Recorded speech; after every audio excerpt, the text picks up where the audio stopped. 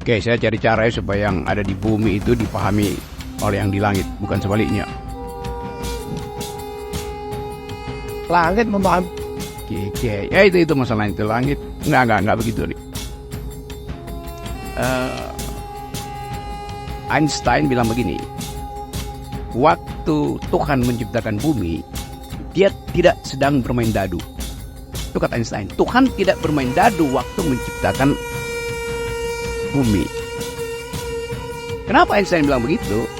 Karena dia punya formula E equals mc square itu, bahwa benda itu setara dengan energi. Pertanyaan kita, Einstein percaya Tuhan apa enggak?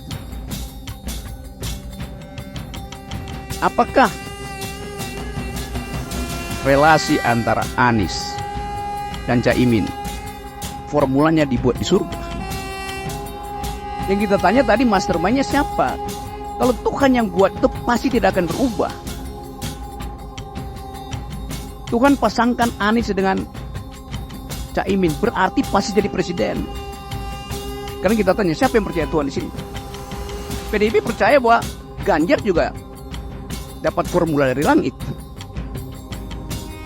Kan Anda semua sebetulnya mempromosikan semacam optimisme yang irasional gitu.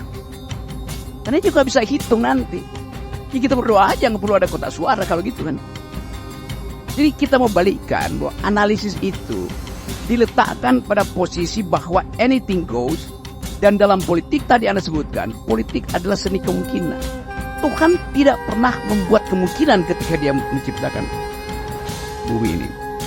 Bahkan politik adalah the art of attacking the impossible. Bahkan yang tidak mungkin masih bisa dilanjutkan. Hubungan antara Anies dan Caimin itu adalah attacking the impossible. Yang tadi Anda nggak bisa bayangkan mungkin itu terjadi juga. Yang kemudian dirumuskan di situ sebagai pengkhianatan. Hak dari Demokrat untuk mengatakan itu. Karena Demokrat menumbuhkan harapan etis bahwa yang dimaksud dengan perubahan itu adalah jejak yang ditinggalkan oleh koalisi ini tidak boleh dihalangi oleh pertimbangan kuantitatif apapun. Kan polnya Demokrat itu tinggi sekali kan, kualitatif itu. Dasarnya itu. Tetapi bagi Nasdem bukan kualitatif yang penting, tetapi kuantitatif. Karena itu pertanyaannya, Anies dipasang itu atas dasar pertimbangan kualitatif atau kuantitatif? Kuantitatif. Kan begitu kalkulasinya kan, supaya menang di Jawa Timur, maka mesti ada Caimin. Itu pertimbangan kuantitatif. Yang nggak mungkin dibantah oleh SBY itu. Kan normalnya kalau kuantitatif memang SBY nggak ada di situ. Di Jawa Timur kecil. Tetapi pikiran SBY bukan kuantitatif, tapi kualitatif. Begitu Caimin masuk, ide perubahan itu berubah kimianya tuh. Karena dia bukan lagi antitesis. Jadi saya mau terangkan ini dari sudut pandang political ethics. Saya nggak ada urusan dengan kalian itu. Nah, kita mau lihat sebetulnya itu. Saya bicara dengan BEM UI kemarin tuh. Bicara dengan BEM Muhammadiyah tuh. Semua bertanya, ini apa mainan ini yang sudah fix dengan ide perubahan? Bagi mereka ternyata perubahan itu mundur lagi. Pak Prabowo bilang koalisi Indonesia maju. Salah. Koalisi Indonesia mundur. Karena Caimin mundur dari koalisi. Kan logiknya begitu kan. Jadi dari awal saya perhatikan bahwa gak ada keteguhan bagi kita untuk mengatakan bahwa kenapa ini terjadi? Karena kalian partai politik menggali sendiri lubang kubur kalian yang namanya 20% itu. Itu dasarnya. Dan dari awal 2 kali saya pergi ke Pogosnya, ada satu partai politik yang mau dukung itu, Demokrat dukung saya, PKS dukung. Tapi yang lain bilang nggak perlu itu. Nah, sekarang kalian masuk di dalam kedunguan sendiri. Kalau nggak ada 20%, nggak ada cawe-cawe beginian tuh. Itu dasarnya. Saya mau balikkan politik pada ethical imperatif. Nah, saya nggak peduli saya berteman dengan semua ketua partai. Anies 2 minggu lalu masih tadi pagi Anies masih telepon saya. Tapi bukan itu poin saya tuh. Apa apologi Anda di situ tuh? Itu intinya di situ sebetulnya. Coba misalnya tuh PDIP. Tadi PDIP bilang ya tunggu aja. Kalau saya tunggu apa itu? Cawapresnya itu akan merepresentasikan wilayah secara kuantitatif atau ide. PDIP mungkin nggak begitu penting, dia udah dapat 19% itu. Tetapi kalau kita lihat bahwa ada perubahan, bahwa Anies bisa rampok suara dari Jawa Timur, PDIP cemas-cemas juga. Siapa yang akan ganti pos? Kuantitatif artinya. Kalau kuantitatif, mungkin Ridwan Kamil yang lebih pas di situ. Supaya Jawa Barat diambil oleh PDIP itu. Dari mana? Ya dirampok dari Gerindra. Nah, itu wilayah Gerindra. Tapi saya bosan hitungan begitu. Karena ini hitungan yang gak masuk akal dari awal itu. Jadi gak jelas fungsi dari wakil presiden itu menambah suara atau menambah kualitas ide perubahan. Begitu Cak Imin dipasangkan pada Anies, kuantitasnya berubah, kualitas. Itu logikanya begitu. Karena tetap orang lihat bahwa Anies akhirnya masuk di dalam pragmatisme. Karena kuantitatif. Dan itu yang terlihat pada ketergesa-gesaan Surya Paloh untuk mengucapkan poin itu. Supaya nggak hilang momentum. Karena dia berbuat kuantitatif kan, hilang momentum nanti itu. Jangan-jangan Cak Imin diambil oleh PDIP misalnya. Jadi berebut momentum yang isinya adalah kuantitatif. Bisa nangkap ya poin saya. Oke, saya skip itu sebagai satu problem yang ada di dalam masyarakat kita. Jadi kalau dikatakan apakah kalau Anies menang akan ada perubahan? Tidak. Tidak seperti yang dibayangkan waktu bersama-sama dengan Demokrat. Memang ada perubahan, tetapi kualitasnya udah berubah. Itu yang ditandai oleh protes dari anak-anak mahasiswa. Saya bicarakan itu dalam bentuk, Anda bayangkan misalnya minggu lalu saya kasih ceramah di 2.500 mahasiswa UI. Satu anak angkat tangan, tanya hal yang begini. Ini anak baru masuk semester 1 Universitas Indonesia 2023. Dia paham beda antara perubahan yang dimaksudkan dalam koalisi pertama dan perubahan setelah Cak Imin pergi ke Anies. Bang Arif, bisa Boleh, silakan. saya setelah sebentar. Bisa saya selain. Ya, boleh ya. Ini Bu Rocky, mungkin konsep perubahannya bisa beda. Karena ini kan suatu konsep. Dan kemudian di dalam konsep itu ada pilihan-pilihan. Konsep kami kan jelas. Anies jelas. Sejak awal, sejak pidato awal dideklarasikan. Ada keberlanjutan, sustainable, ada perubahan. Dan ketika bersama Caimin, konsep ini plus. Karena di NU itu dan di PKB khususnya sebagai partai politik yang beraspirasi itu ada satu konsep dalam kehidupan ini mempertahankan yang kemudian memperbarui. Itu seiring sejalan. Al-muhafadzatu. Sebentar. Ini jadi jangan memaksakan seolah-olah konsep Bung Rocky itu satu konsep perubahan yang paling mutlak. Ada konsep lain dan ini menjadi pilihan kami. Al-muhafadzatu alal qadimi sholih wal akhdhu bil jadidil aslah. Artinya adalah ada hal lama yang baik dari Pak SBY yang baik, dari Jokowi yang baik, dari Bung Karno yang baik, dari Soeharto yang baik, dari Gus Dur yang baik, dari Ibu Megawati yang baik. Itu kita pertahankan, kita lanjutkan. Tapi juga ada perubahan-perubahan karena memang ini sunnatullah. Oke, saya ngerti.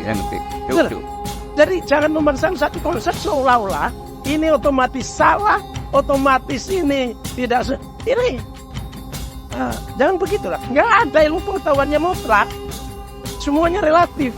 Karena itu jangan memaksakan suatu kehendak seolah-olah Bang Rocky di mana Nabi saya salut dengan pikiran-pikirannya. Tapi ada hal-hal yang saya terkesan memaksakan seolah-olah ini kebenaran dari Rocky itu mutlak, seolah-olah itu wahyu. Tidak, relatif apa yang dibawakan. Kami semua ini bukan orang yang tidak belajar. Kami semua belajar tentang itu. Ya, bagian saya ambil. Ini mau baca atau mau apa? Melihat bahwa apa yang disampaikan Bung Rocky itu bagus. Dalam arti gini Bang Karni. Memang politik dalam proses ini harus mempertimbangkan kuantitatif dan kualitatif. Gini. Dan lain ulangnya. Dan karena gini Bu. Betul. Kita mau nambahin. Saya tidak membantah apa yang Anda katakan gitu. bahwa ini kami sedang mempertimbangkan aspek ya paling di PDI Perjuangan dua aspek ini ya harus menjadi faktor yang dipertimbangkan sehingga kemudian ya banyak orang kan bertanya kenapa tidak memutuskan sekarang gitu. Kenapa harus menunggu? Karena mempertimbangkan aspek kuantitatif dan kualitatif yang dimaksudkan oleh Bung Rocky. Karena itulah yang harus dipertimbangkan. Dalam proses kita harus mempertimbangkan untuk menang gitu. Tapi kemudian setelah terjadi kita harus mempertimbangkan bahwa aspek pemimpin ke depan itu harus mempunyai kualitas yang sesuai dengan apa yang menjadi dasar ideologis dari yang dijalankan oleh partai itu untuk direpresentasikan oleh baik presiden maupun wakil presiden yang akan menang nanti gitu. Baik. Nah ini faktor yang menjadi pertimbangan. Saya kira cukup. Jadi yang lu katakan itu betul. Dan ini proses yang sedang kami lakukan. Jadi kalau ILC yang lama saya udah tinggal di Gelanggang ini. Ya, ada boleh terus. Tadi saya bukan orang partai politik. Yang saya bilang kedunguan kalian itu menerima 20%. Karena itu jadi tuker tambah di situ tuh. Dengan alasan macam-macam tadi tuh. Tapi Anda juga betul tadi. Anda juga betul. Anda pakai kata relatif. Lalu Anda kritik saya. Anda jadi absolut. Loh Anda bilang semua relatif. Bahkan ya justru itu poin Anda juga bahwa Cak Imin itu mengutip semacam sejarah dari NU. Itu absolut apa relatif?